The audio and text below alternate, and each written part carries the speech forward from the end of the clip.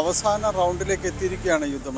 കാരണം ഇന്നിപ്പോൾ രണ്ടിലൊന്നറിയാമെന്ന രീതിയിലേക്കാണ് കാര്യങ്ങൾ പോകുന്നത്. അതുകൊണ്ട് ഈ അരങ്ങും അണിയറയുമെല്ലാം ഒരേപോലെ വാശിയിൽ പോരാട്ടം തുടരുക തന്നെയാണ് ചെയ്യുന്നത്. കഴിഞ്ഞ ദിവസങ്ങളിൽ എറണാകുളത്ത് വി ഡി സതീശന് വേണ്ടി വലിയ രീതിയിലേക്ക് തെരുവുകൾ പ്രകടനം നടന്നു.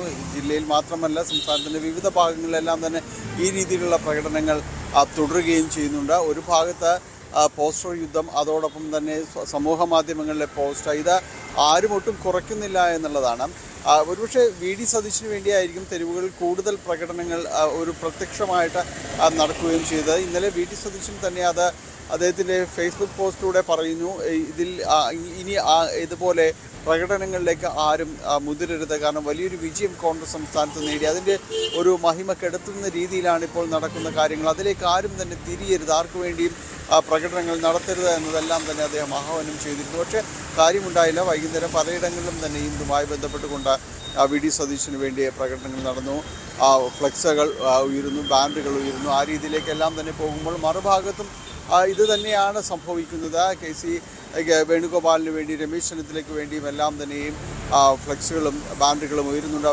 ഒരു പ്രത്യക്ഷ പ്രകടനം എന്ന രീതിയിലേക്ക് കെ.സിക്കും അതോടൊപ്പം തന്നെ രമേശ് ചെന്നിത്തലയ്ക്കും വേണ്ടി തെരുവിലേക്ക് പ്രവർത്തകർ ഇറങ്ങുന്നില്ല.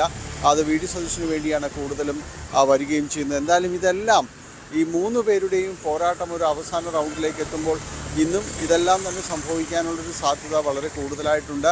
മൂന്ന് പേർക്ക് വേണ്ടിയും പ്രവർത്തകർ അവരുടെ വാദങ്ങൾ ഉന്നയിക്കുന്നുണ്ട്. ഒരു ഭാഗത്ത് ഒറ്റയ്ക്ക് പടനയിച്ചവൻ എന്നൊരു വിശേഷണം വി ഡി സതീശന് അനുകൂലമായിട്ട് ഉയർത്തുമ്പോൾ, അങ്ങനെ ഒറ്റയ്ക്കല്ല, ഇതൊരു കൂട്ടമായ നേടിയ വിജയം തന്നെയാണ് ഇത്.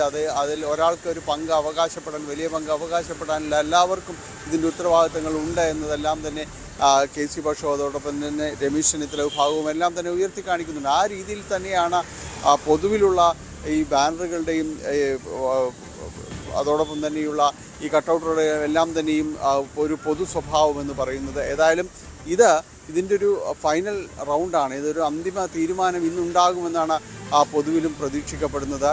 ഇത് ആരുടെ വിജയമായിരിക്കും, എന്തായാലും അത് സംസ്ഥാന രാഷ്ട്രീയത്തിൽ ഉണ്ടാക്കാൻ പോകുന്ന വലിയ രീതിയിലുള്ള പ്രകമ്പനങ്ങൾ ഈ കാര്യത്തിൽ ഉണ്ടാകുമെന്ന കാര്യത്തിൽ സംശയമൊന്നുമില്ല.